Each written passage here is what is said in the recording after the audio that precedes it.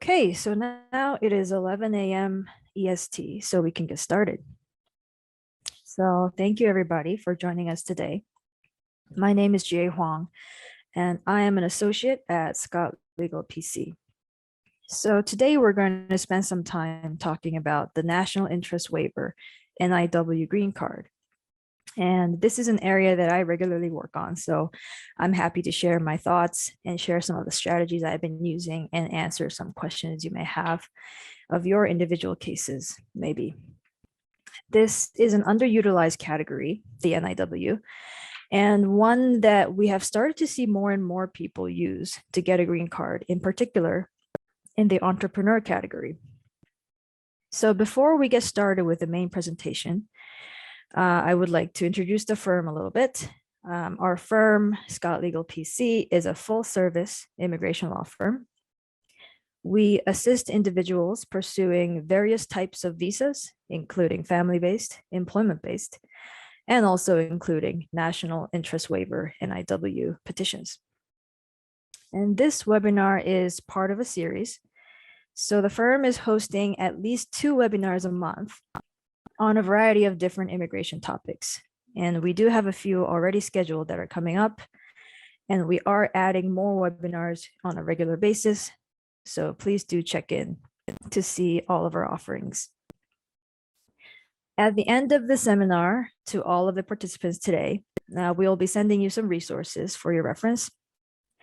So this PowerPoint presentation that you see on the screen will be shared, so you do not have to take any notes.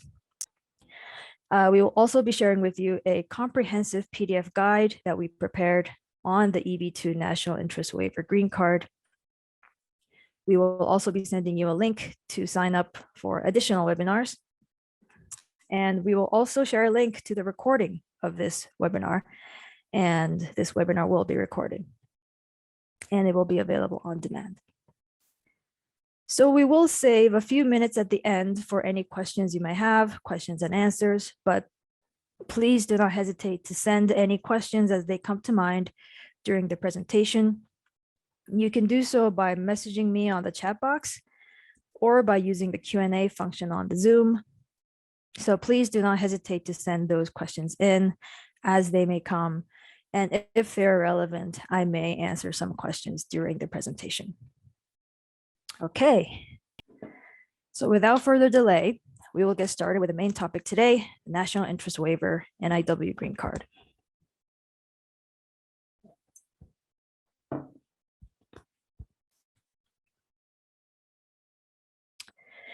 So the NIW green card is a great option. It is a versatile option. And this is one that we haven't seen that much in the past, but have been used increasingly by professionals in a variety of professional contexts, including entrepreneurs. And one of the reasons why that we've been seeing an increasing number of people trying the NIW is because the case law that governs the standard of adjudication for the NIW has changed in the past few years. So before 2017, the old standard under a case called New York State Department of Transportation, which is an appeals board case that came down, and that was the governing standard before, was a little difficult for people to meet to get approved for NIW. One of the reasons why, because it had been asking for a record of success in the same endeavor that the person was proposing to do in the US. But this changed in 2016, late 2016, with a case called Matter of Danazar. You may have heard about it. This is a case where somebody was denied of an NIW, and then this case went up to the AAO appeals board. And this case opened up the standard considerably and made it more attractive, more easier for people to apply under the new standard. So even individuals who would not have considered opting for an NIW now was able to give it a try and get approved for NIW green card in areas that were previously thought not well suited for NIWs. Okay, so what is really an NIW? What is the National Interest Waiver? So the NIW is really a subcategory of the more general EB2 employment-based green card category. And the NIW just means that you are granted a waiver of the normal job offer and labor certification requirement that usually accompanies EB2 employment-based petitions. And in the ordinary category of cases, the petitioner would be your employer, the US company that is proposing to hire you as a worker in a specific position.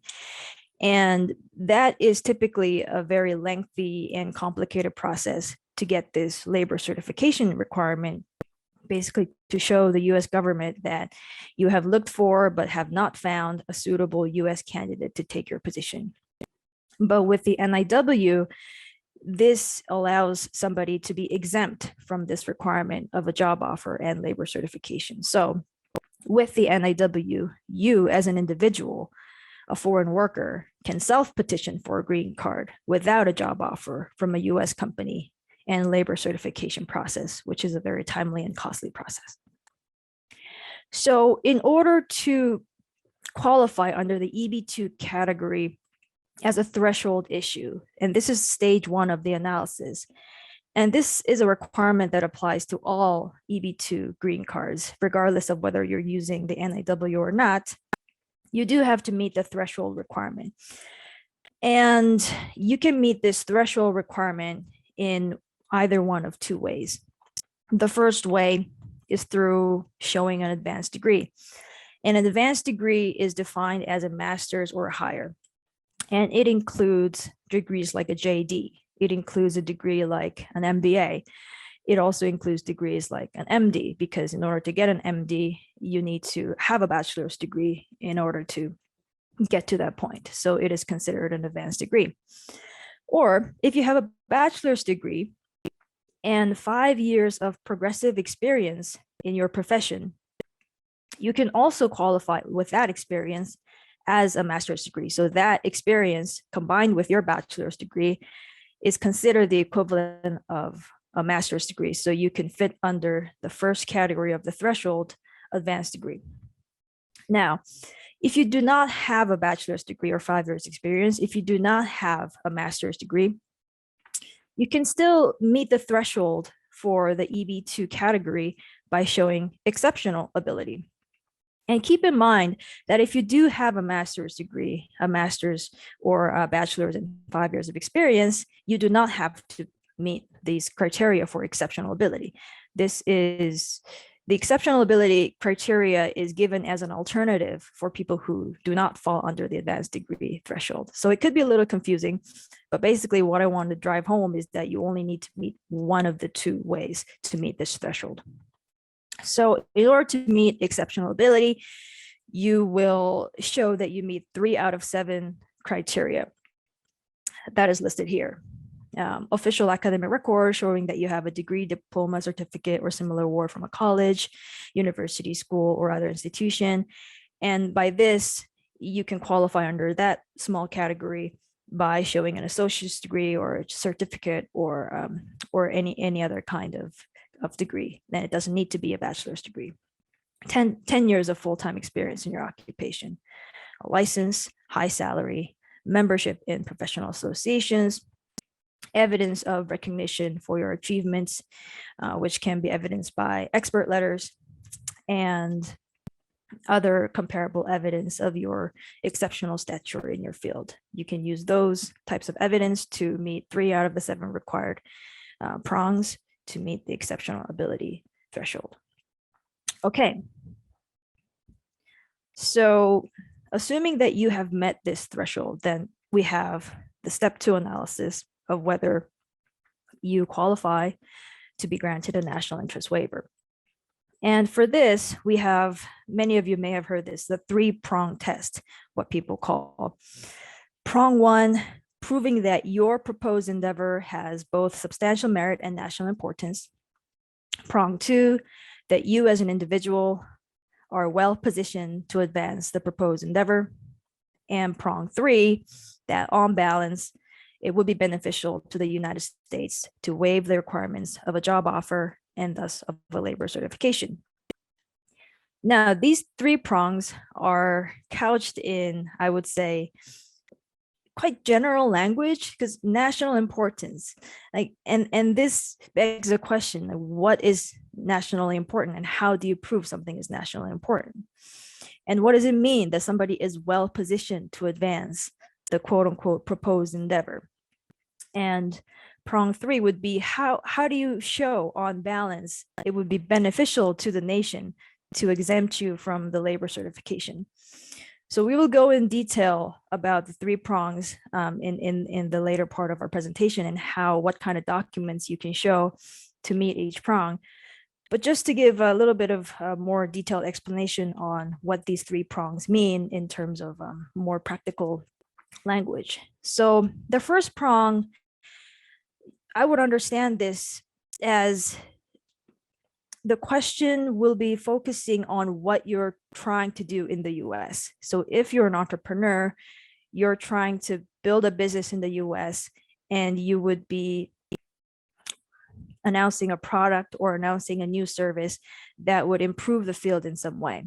So for some examples, let's say you are building a company that will provide cybersecurity services. Or if you're an engineering firm and you're developing a particular type of technology. Or if you are a consulting firm and you are proposing to provide advice and networking and any other specialized consulting services on government agencies, for example, on counterterrorism strategies.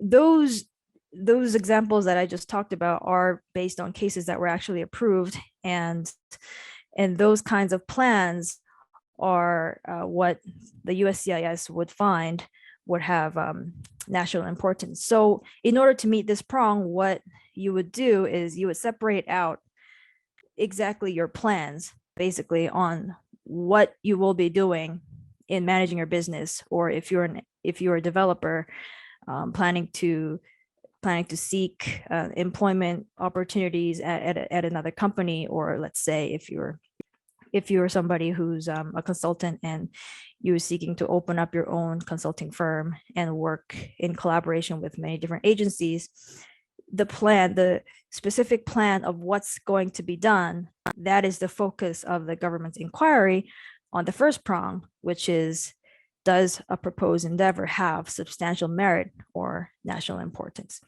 And you would ask yourself, is this the character or the quality of a plan that the government would be persuaded that is nationally important?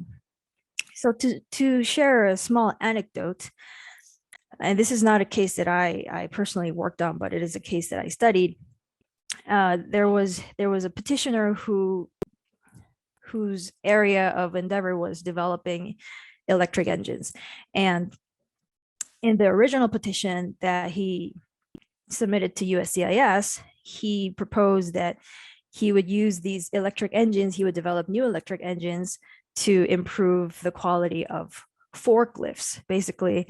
In a warehouse, a FedEx warehouse or something, you would use forklifts to move one boxes to another. And he said, my proposed endeavor is to use my advanced electric engines to improve the performance of forklifts and develop new forklifts that could do these jobs better than others. And actually, he was denied a national interest waiver, and he got an RFE for it. And he also made a pretty good response to the RFE. But in the end, what the USCIS officer was not convinced of is, well, how can forklifts be considered as nationally important? And so on the next round, he actually tried again to get an NIW, and what he actually did was to change the proposed endeavor a little bit and actually made a link to electric vehicles, like electric automobiles, that, you know, the ones that are made by Tesla or by Hyundai or other companies. And he said, well, my engines can also be used to produce electric vehicles that are more efficient, that are more less costly to manufacture, and things like that. And with that proposed endeavor, interestingly, he got approved in the first try. So that just shows that the first prong really about whether an endeavor has substantial merit or national importance, it's really very strategic. It's about what kind of a persuasive case can you make to propose a business, to propose a plan that the government could readily agree or be persuaded, really, that will have national importance. Okay, so the second prong, you are well positioned to advance the proposed endeavor. And this prong is really about the individual himself or herself. And the relevant question is, what kind of education does the person have? What kind of track record does the person have?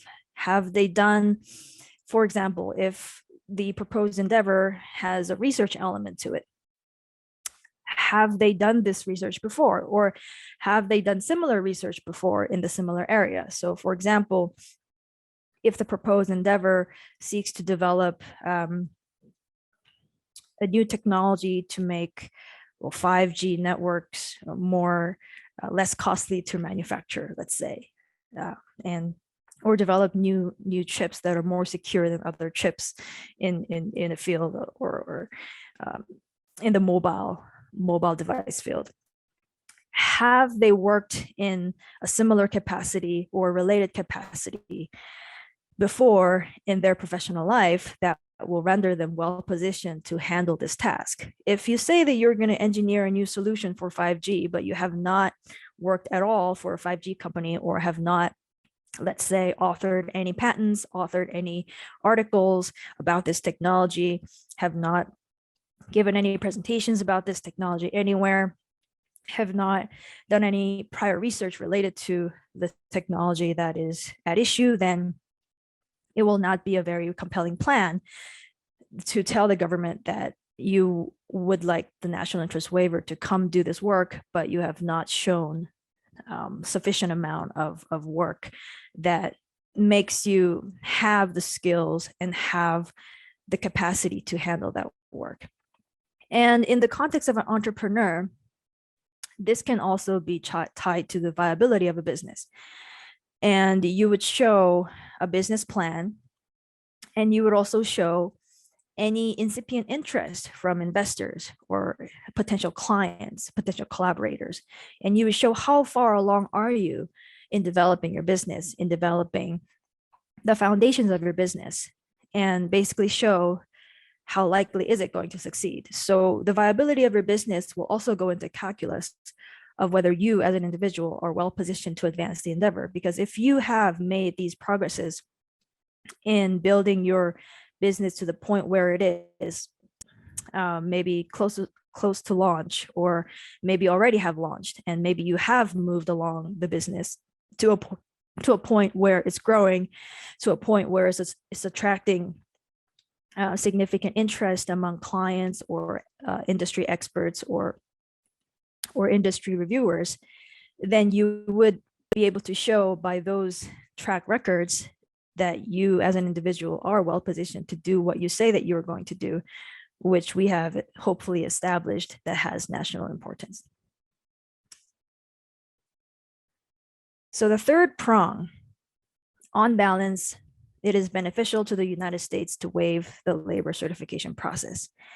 And the third prong is really kind of a combination of both prong one and prong two.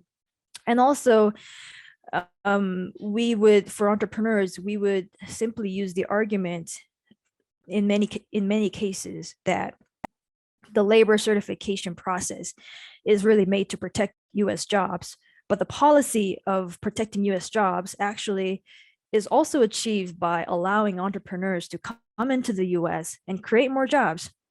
So it is beneficial to the United States to waive the labor certification requirements for this entrepreneur, because otherwise the entrepreneur will not be able to enter the United States, because the normal labor certification process does not work for entrepreneurs. If you as an entrepreneur have more than 50% or more ownership in your own company, you cannot use that entity, you cannot use that company to sponsor yourself for a green card. And the government knows this. And the normal requirements of the labor certification and job offer requirement is is not to stop entrepreneurs from creating more jobs, but it's intended for really the normal situation where they just want to protect the domestic labor supply in existing corporations. So for entrepreneurs, we would use that argument, and we would also reiterate some of the strong arguments made in prong 1 and prong 2, really drive down how the national importance in, let's say, a particular field or particular technology that you are planning to develop is so urgent. Let's say in the 5G area, for example, because competition is so fierce globally, and every year we have significant changes in the cutting edge technology that is being offered.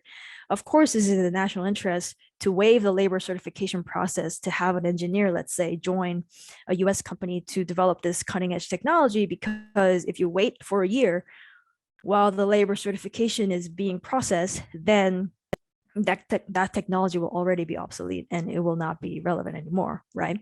So we can make the argument that the national interest in that specific endeavor is so urgent that it merits foregoing the costly and expensive labor certification process. Another way to argue this third prong is hammering down on how that person is particularly well positioned to advance the proposed endeavor.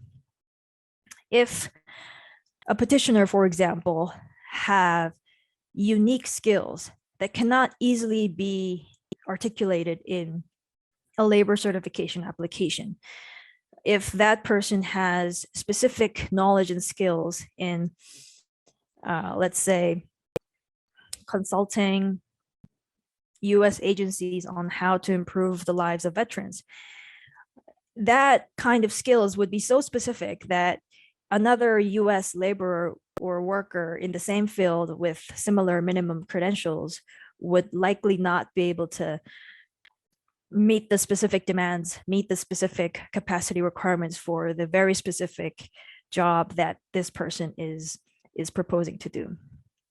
So that is another way to argue the third prong, basically by arguing the unique and irreplaceable skills that the person has in the second prong. So that is another way that you can meet the third prong. Okay. So to focus back on really how the national interest waiver can be used for entrepreneurs. So as I briefly mentioned, the older case governing the adjudication standard for national interest waivers was a little bit difficult for entrepreneurs to meet because of many reasons. And one of the reasons is that any endeavor that the entrepreneur would be proposing needed to be national in scope. And the older case took this national in scope argument very literally and asked for a geographic scope of the endeavor to be national. That means if your business was limited to one state, for example, and you would only be serving customers in that state, that would not be considered a nationally important endeavor because the geographic scope of your services or products would be limited to that particular state. So that was unfavorable for many entrepreneurs. However, with the new case, matter of Danisar, which came down in 2016, the Danisar case clarified that yes, geographic area can be important, but there can be endeavors that can have national importance even if it serves only a specific area of the US, focusing on one area, let's say, providing jobs to an economically depressed region with high unemployment and in need of development, for example, or providing much needed services to marginalized groups. That in itself can have national importance, even if the people that you're serving or the scope of your services is not extending to the entire nation in its geographical scope. So in that way, entrepreneurs now have a better chance of proving that their particular endeavor will have national importance because it advances the field in some way and provides some sort of substantial positive benefit to the society or the economy, even if their business is limited to one geographic region. Another reason why the national interest waiver could potentially be used as a good tool for entrepreneurs is because entrepreneurs, as I said before, can have a leg up in the third prong. The argument that on balance, it is beneficial to exempt the petitioner from the requirements of a labor certification and job offer, precisely because entrepreneurs cannot use the labor certification process if they own 50% or more of their company. They are simply ineligible. So we can make the argument persuasively that it is beneficial to allow this person to come and build his or her business in the US and create more jobs, which is a policy of Congress that underlies the whole labor certification and job offer requirement. And because of that, we will have a leg up in arguing the third prong, precisely because it is impracticable for an entrepreneur to use that policy. And we can argue that this policy was intended to protect US jobs, and this policy can actually be met by having the entrepreneur come and create more jobs instead of making the entrepreneur ineligible and having the entrepreneur, basically not giving the entrepreneur a chance to have these job creating effects. Right. And the third and last benefit that we can note here on how the national interest waiver can be a beneficial tool for entrepreneurs is because now matter of Danisar clarified that the national importance and substantial merit of an endeavor can be established by prospective plans. So even if your venture has not materialized yet, and even if your business is in the planning stage, you can still show that business will have that national importance. Even if you do not have a history of growth, you can show prospective growth. And as long as you substantiate this with sufficient interest, let's say from clients or investors, letters, expert letters, talking about the prospective job creation and or revenue creation impacts of your company and your company's growth potential, that plans, the prospective plans, prospective benefits can be used to meet the national interest waiver criteria. So you can succeed in getting a green card even if your business is literally on the brink of starting, which is another reason why the national interest waiver could be a positive and useful tool for entrepreneurs. Okay. So another important topic that we wanted to cover in this presentation are timing considerations.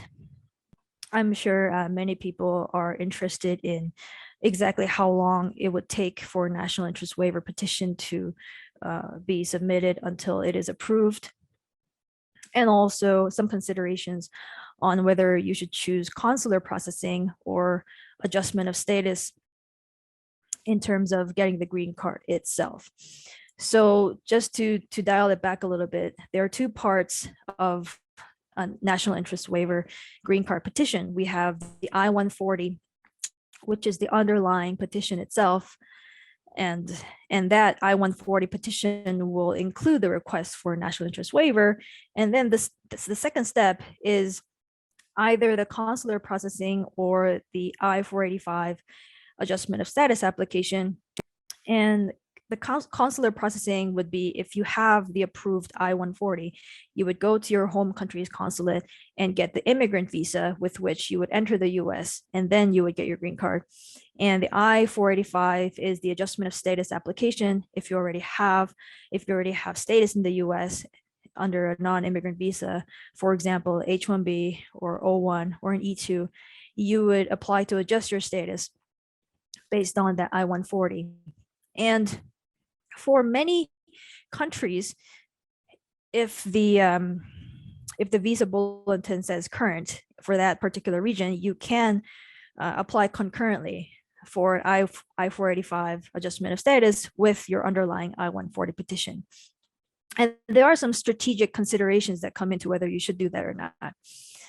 And one of the things that you should think about are the risks of doing that, of filing an I-485 concurrently with the I-140, especially when your case is on the weaker side. So I would, generally speaking, I would recommend concurrent I-485 filing for very strong cases, just because if your I-140 is denied, then your I-485 will also be denied.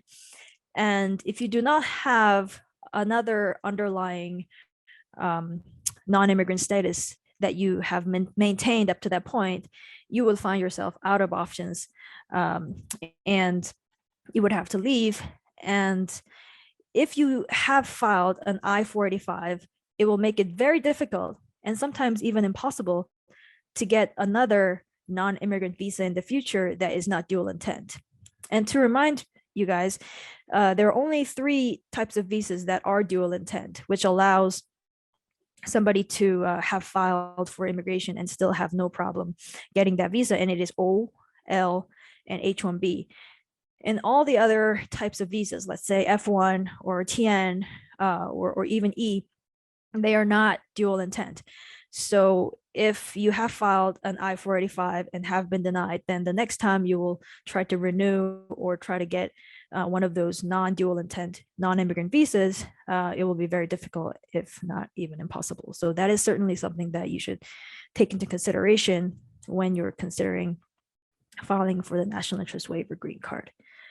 Another thing that you must consider in making that decision is the fact that if you file an adjustment of status, an I-485 with your I-140, you will not be able to travel outside the US during the time that your case is being processed before you get the travel and employment authorizations. And right now, issuing travel authorization, employment authorizations is taking many months to issue, and it could take almost upwards to a year to get those authorizations. So within that time, you will not be able to travel outside the US if you don't have that document already. And if you do, this will mean that you will abandon your adjustment of status application. So it could be problematic if you do need to travel back and forth outside of the US to go back to your home country and do any things like that. So in those sorts of cases, consular processing may be a better option. And the way you would do it is you would first file the I-140. And then once that I-140 is approved, you will send that case to your home country consulate, and you would go for an interview in that consulate. And this will give you the flexibility to travel outside the US while your petition is being processed. Or this could really be the option of choice for somebody who is not in the US yet. If somebody is living and working in your home country, in their foreign country, and they want to start their endeavor in the US from the ground up, then they would choose consular processing. And by that, they would file for the I-140 first as a standalone petition. And then once that is approved, they will go through consular processing and get the immigrant visa, and then enter the US and begin their endeavors with the green card in hand. So that is another way, a common way how people gain their green cards following an NIW petition. So right now, there is still no premium processing for national interest waivers, and you may have been following the news. And very recently, on March 30, the Department of Homeland Security published a final rule that proposes to expand premium processing options to national interest waivers, which is a welcome change, and will probably change the calculus a little bit on the processing times and all of these considerations that we just talked about, because premium processing will allow the National Interest Waiver petition to be adjudicated in 15 days, as opposed to many months. I typically see cases taking anywhere between 11 months to 13 months to adjudicate, just out of my own experience, from filing to final approval. And having the premium processing option will certainly be a game changer in how rapidly these decisions are made. So all of the calculus that we just talked about may change if and when USCIS implements premium processing. And USCIS estimates that they will start implementing this fiscal year 2022, and it is worth keeping a lookout. But keep in mind that even if the Department of Homeland Security announced the final rule, that doesn't mean that it is immediately available as an option. We do need to wait for USCIS to actually announce the new rules. So it is worth keeping a lookout. But for now, it is safe to assume that premium processing is still not available to NIW filings. And if you file an NIW in the next few months, for example, you can still expect to have it be processed in pretty much approximately a year timeline. That's what you would be seeing. Okay.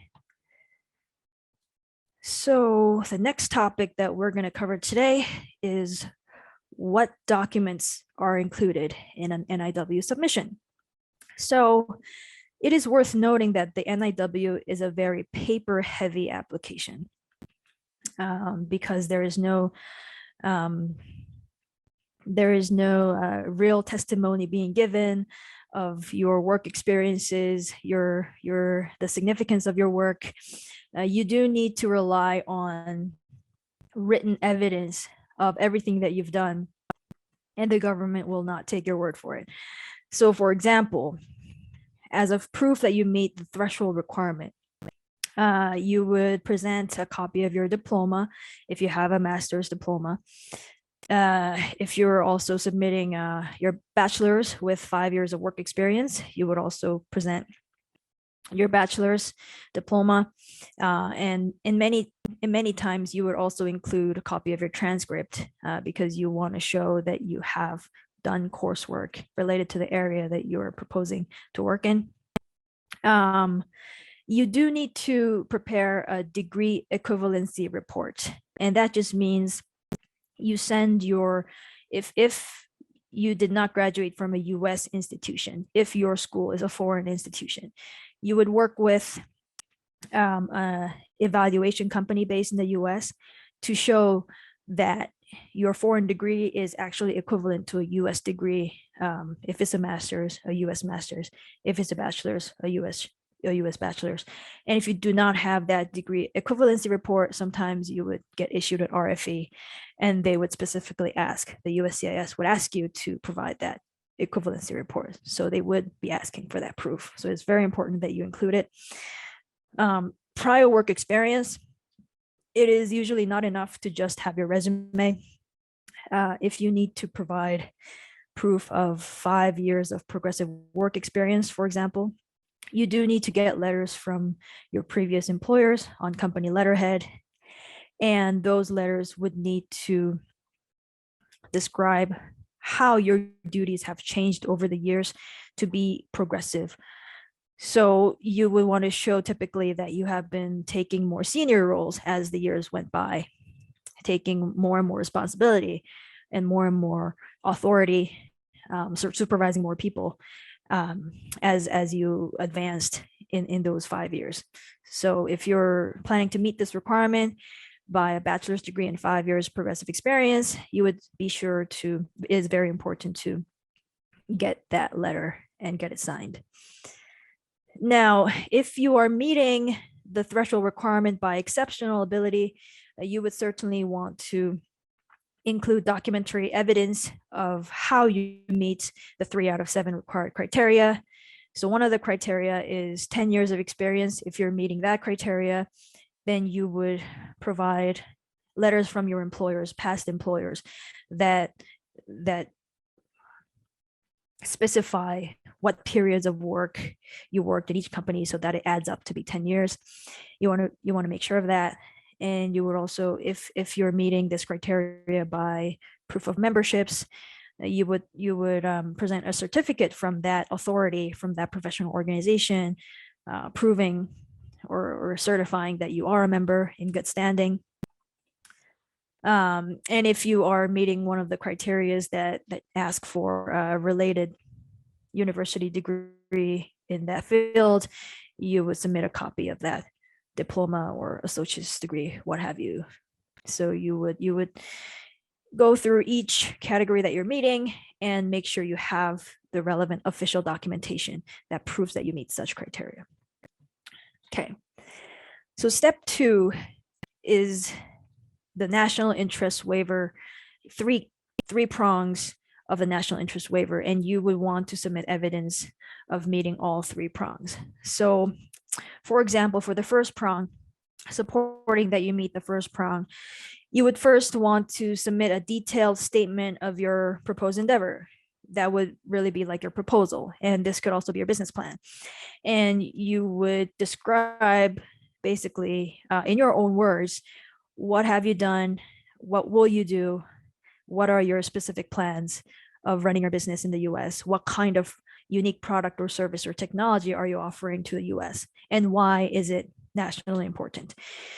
And in addition to your own statement, you will do research and find as many supporting documents as possible that persuasively show that the public or the government is interested in that area of which you will be working. So, and this could include news articles, journal articles, academic journal articles, market reports, market research reports, and even reports that are published by the government itself. So, for example, if your endeavor relates to developing new technology for sustainability, if you're developing a new approach or a new technology that allows cars to reduce emissions, or buildings to reduce emissions, those, you would tie those in with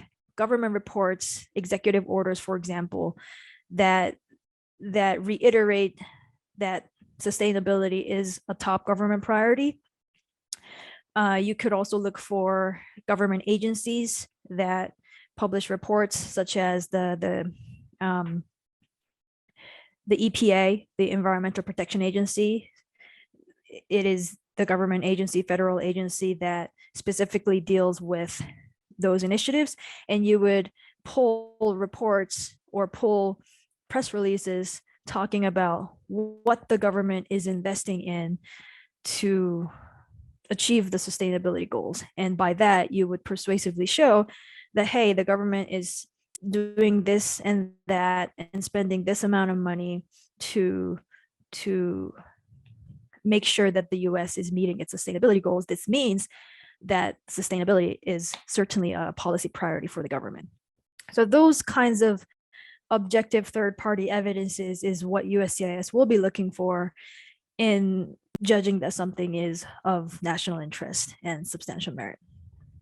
And another way you could powerfully demonstrate that your endeavor is in the national interest is through expert letters.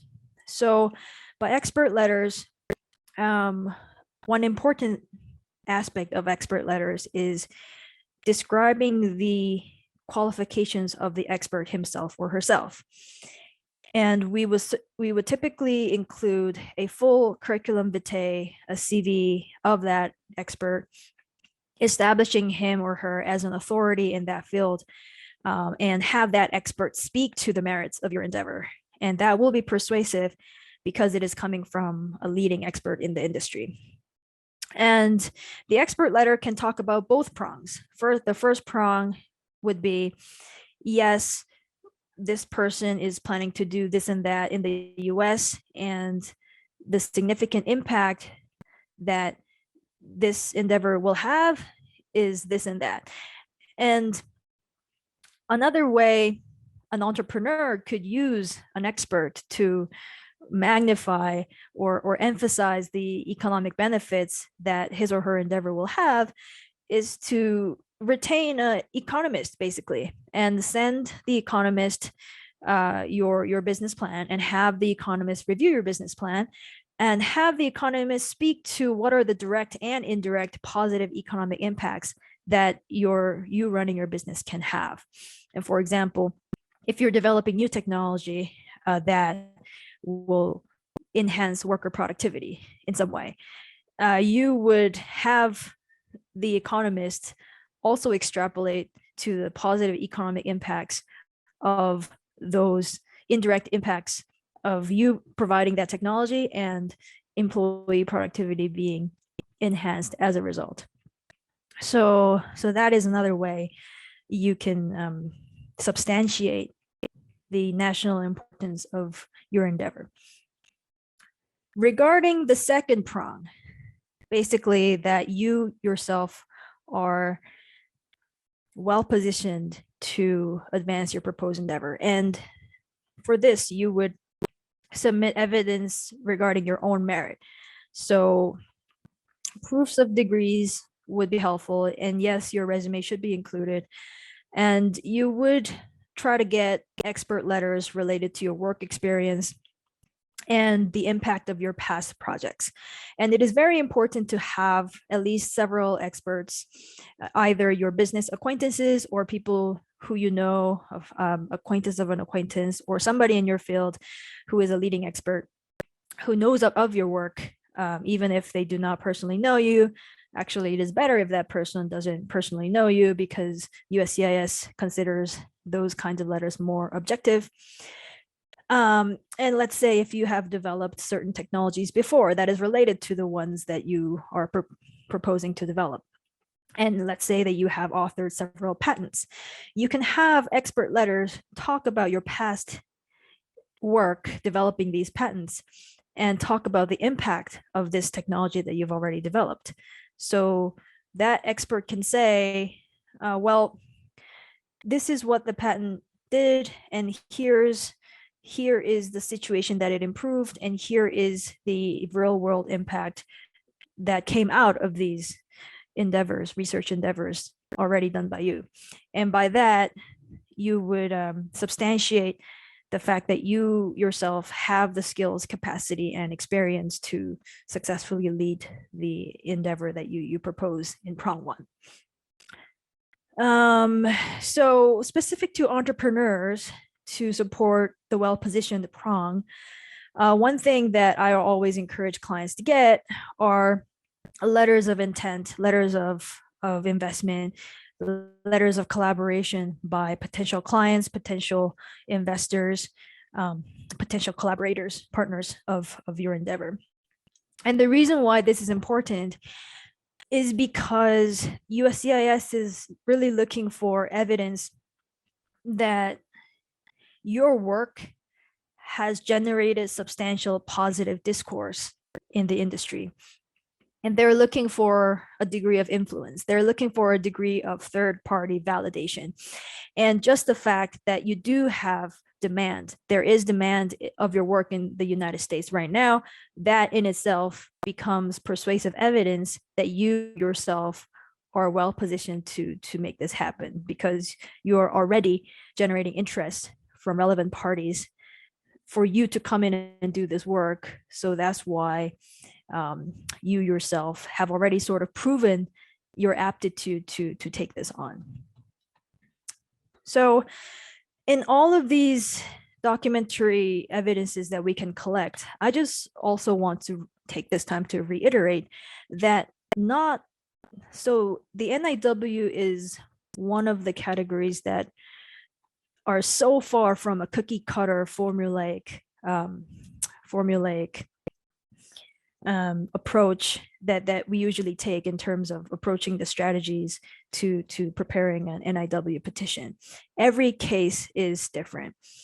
And what we would do for a client is to really bring out the most powerful pieces of evidence, because for some clients, they would have a lot of powerful letters of interest from, let's say, very prestigious investment firms or angel investors or incubators, let's say. And if that is a strength, then we will capitalize on that.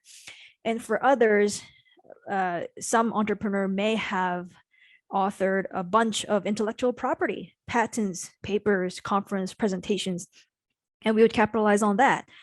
So the mix of what evidences to highlight will inevitably be different for each case.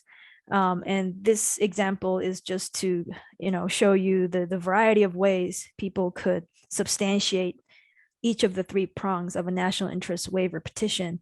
And you don't need to provide all of them if you don't have all of them.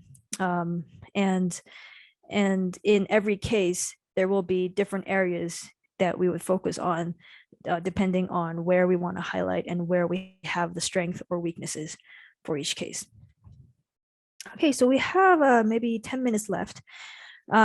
Maybe we'll spend a couple of minutes talking about a case study, and we will spend the rest of the time going through any questions you may have.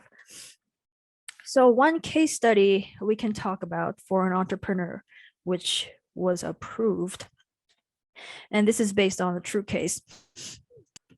And in this case, the entrepreneur formed a small consulting firm.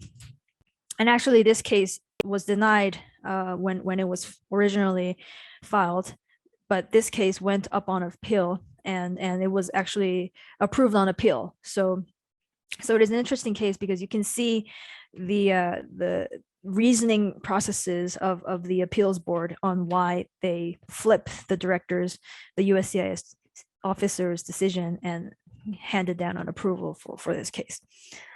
And so the national importance argument here was basically that US veterans, returning veterans, have a variety of special needs that were not being adequately met, physical and mental health needs. And the proposal of this particular individual was to set up his or her own consulting firm to work with various government agencies to provide insights and networking services to basically how to improve their services given to US veterans. And interestingly, this person had worked as a freelance consultant for a long time, but this consulting firm in the US was a completely new venture. He or she was just going to establish it from the ground up. And he or she submitted business plans and prospective client letters describing how they would run this company, but this company had not really been established or been in operation. So that's interesting for some of you who are looking to use the NIW to set up a new company. So national importance, how they proved national importance here was to provide a variety of sources, third-party sources, including research reports, academic articles, news articles, and copies of government announcements that reiterate why it is a priority to improve services to veterans. And some of these included papers that identified current gaps in the services being provided to veterans right now, and basically the problems that needed to be solved in order to get to a place where these veterans are getting the appropriate care that they deserve. And these third-party reports were supplemented by expert letters from leaders in military, government, and business industry organizations, high-ranking officials who basically affirmed the importance of this work and also affirmed the petitioner's past record of doing related work. And connecting government agencies to veteran networks, being active in the veteran community. All of these things were included in those expert letters and explained what has been this person's track record of success in this field in general, and why is it important that this person continue to do this work. And so through these letters, this person was able to successfully demonstrate that not only was the endeavor of national importance, but also that this person was well positioned to advance this proposed endeavor. And the well-positioned prong was significantly supported by a very well thought out business plan with financials, letters of interest from clients and other companies willing to collaborate with this new business,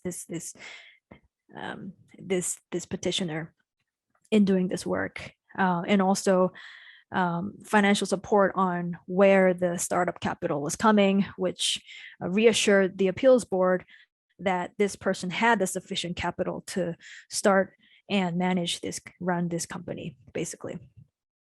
And regarding the third prong, the appeals board discussed several things, and one of the things that was discussed was the impracticality aspect that we talked about before, of an entrepreneur to obtain a labor certification just because somebody who owns 50% or more of a company is ineligible to use the traditional labor certification process to have his or her own company sponsor himself as an employee.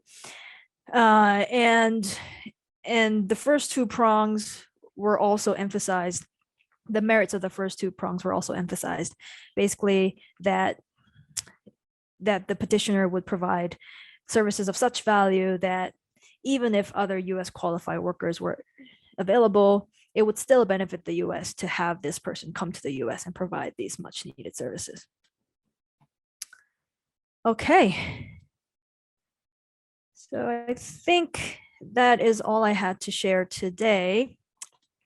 Let's see if we have any questions from the participants. No questions. No questions at all.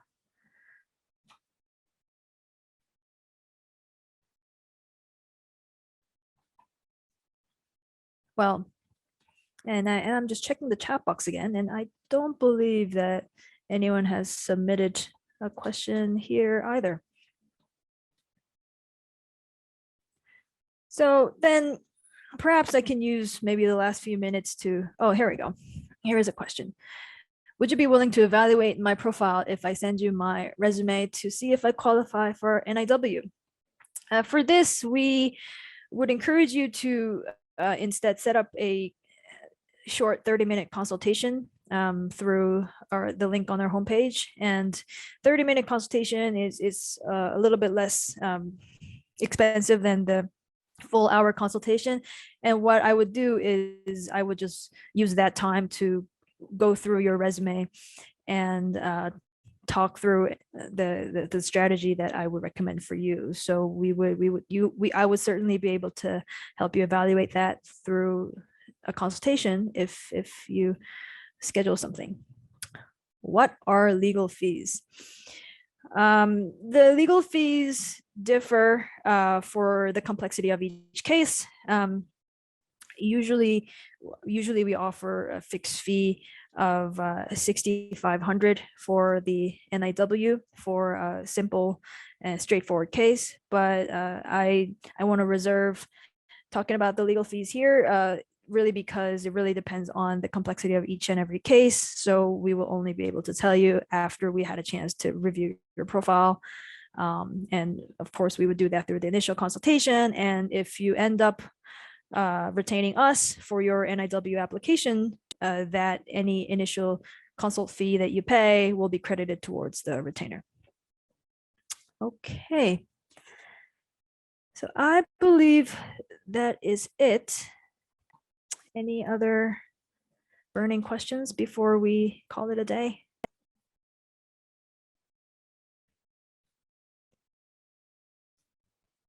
All right. So thank you again for spending time with me today. It was a pleasure to share some of my tips and knowledges to you and to give you an overview of how we approach NIW petitions for entrepreneurs. I want to reiterate that the NIW could be a very attractive and practical option if you meet the criteria that I have described in this presentation. And I certainly encourage you to set up a 30-minute consultation if you are interested in going forward. I will certainly help you. I will look at your resume with you, and we can talk about what the best strategy would be to approach to have a successful NIW petition for you. All right, so thanks again for joining us today. I will see you at the next seminar.